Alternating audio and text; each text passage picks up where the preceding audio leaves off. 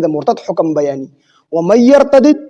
او څوک چې مرتد شي یعنی اسلام پرېږدي کفر ته لاړ شي منکم له تاسو نه عن دینه د خپل دین نه. ومن يرتد او څوک چې مرتد شي یعنی واپس شي منکم له تاسو نه عن دینه د خپل دین نه فیمت او مړ شي وهو کافر او دی کافر وي نو فاولئک حبطت نو هم دا خلق دي حبطت چې ضایع شول اعمالهم عملونه د دوی فی الدنیا په دنیا کې والآخرت او په آخرت کې. نو په دنیا کې د عملونه ضایع شول او په آخرت کې چې کوم دی د عملونه ضایع شول. دنیا اعمال ضایع کېدلې دا دي چې د کومه بیبي ده دا په د باندې طلاق شول. کوم سړی چې مرتد شو د اسلام نه واوړېدو نو د چې کومه بیبي ده نو دا بیبي په د باندې طلاق شوله بغیر د قاضي د فیصلې نه. د دواړو فرقت واقع شو طلاق واقع شو ځکه چې بیبي مسلمانه ده او د کافر شو نو دی طلاق واقع شو. دغه رنګې کو د دې دا کوم سړی چې مرتد شوی دی د دې څوک وارث وفات شو نو د هغه په وراثت کې دته میراث نه میلاویږي د میراث نه محروم شو ځکه مرتد ته میراث نه میلاویږي. دین د دواړو جوړ مسلمان دی او دا بل چې کوم مرتد شوی دی هو کافر شو نو د مسلمان میراث کافر نشي اغستلی او د کافر میراث مسلمان نشي اغستلی. نو حبطت اعمالهم فی الدنیا په دنیا کې دا چې بیبي هم طلاق شوله او دویمه دا چې د عمل دغه د په میراث کې به سم نه ملاویږي د څوک وارث مړ شي. دغه رنګې د روجو او د مونځو او د صدقو ټول خیراتونه څومره ثوابونه چې د کړي دي ته ملاویدل په حالت اسلام کې نو په حالت ارتداد کې د هغه ثوابونه نه ملاویږي هغه چې کوم دی ختم شول. نو دنیا کې خدا چې بیبي په طلاق شوله په وراثت کې ته سم نه ملاویږي او دغه رنګي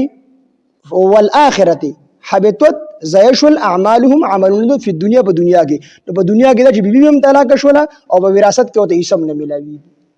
والآخرت او په آخرت کې عملونه څنګه ضایع شول د چې څومره روجې نیول دي د چې څومره زکاتونه ورکړل دي د چې څومره حجونه کړي دي د دې ټول ثواب ختم شو دا وته نه ملاویږي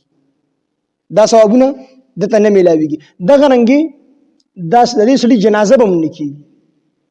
د دې سړي چې کوم سړی مرتد شو دی مړ شو د جنازه به نه کېږي. دغه رنګي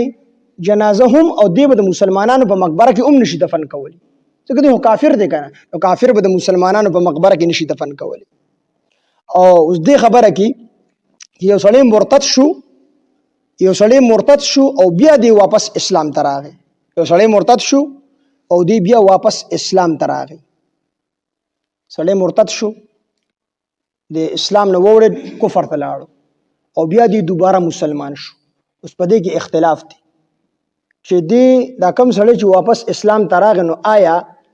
دې سړی چې په لومبي وخت کې دی لا مرتد شوی نو د په حالت اسلام کې حج کړی دی د روجې نیولې دي د زکاتونه ورکړي دي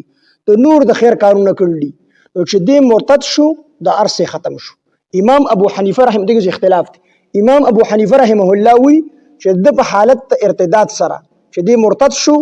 د حجونه ختم شو د نیکو اعمال او ثواب هم د په آخرت کې نه ملاویږي. او امام شافعی رحمه الله وی چې نه دی مرتد شو او بیا دوباره اسلام ته راغی.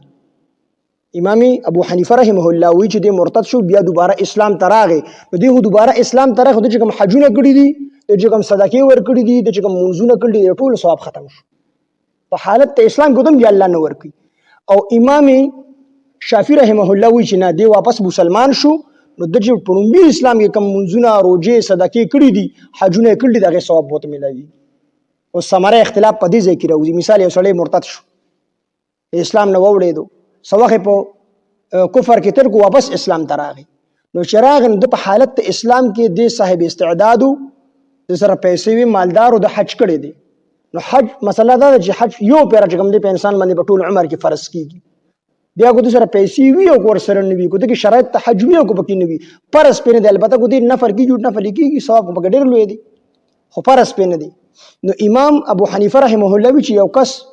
په حالت اسلام کې حج وکړو دی واپس کفر ته لاړو مرتد شو واپس بیا اسلام ته راغی نو کو دغه شرایط ته حج مندلی شي مطلب د سره دوره خرچوي د خپل ضرورتونو علاوه چې د حج ته تللی شي واپس راتللی شي او په کم وخت چې د په حج کې پاتې کیږي نو د اولاد د بچو نان نفقه هغه د دې سره موجوده وي د باندې دوباره حج فرض دا نو به حج لوړه تللی دی امام ابو حنیفه رحمه الله وی او امام شافعی سی وی چې نه دی واپس اسلام تراغي نو د هغه حج بیا دوباره راوپس شو یعنی د حج نه ختم شو امام ابو حنیفه رحمه الله وی چې د مخکنی ټول اعمال ختم شو دوباره او بیا په اسلام سره نه ملاویږي او امام شافعی سی وی چې دوباره اسلام تراغي نو بیا د هغه ملاویږي دغه رنګي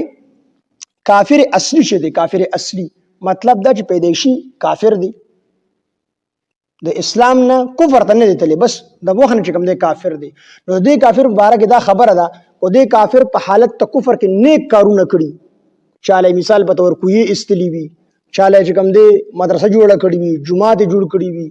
یا چې کوم دی چاله لار کوسه جوړه کړي وي نو د په حالت ته کفر کې دا نیک کارونه کړي دي نو د نیکو کارونو دا ثواب موقوف دا باندې ځوان به معلق پیدا انختی وي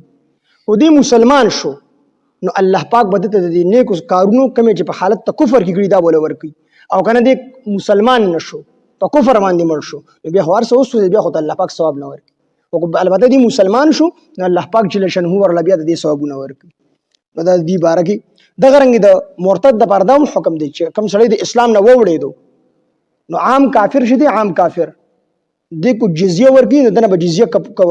قبلولی شي اسلامي حکومت دی نه ټیکس قبول کی ته امن ورکی او کنه یو سړی چې کوم نه مرتد شو نو عام کافر نه به جزیه قبلول شي خو یو سړی د اسلام نه ووړېدو نو دې سړی نه به جزیه نشي قبلول بلکې د حکم چې کوم دی چې د قتل کړی شي کو ناری نه وي نو د قتل کړی شي او کو زنانه وي او دا مرتد شي نو د حکم بیا د شي دا به همیشه لپاره پکید او جیل کې واچول شي نو د احکامات د بل عام کافر نه پیدایشي کافر نه سخت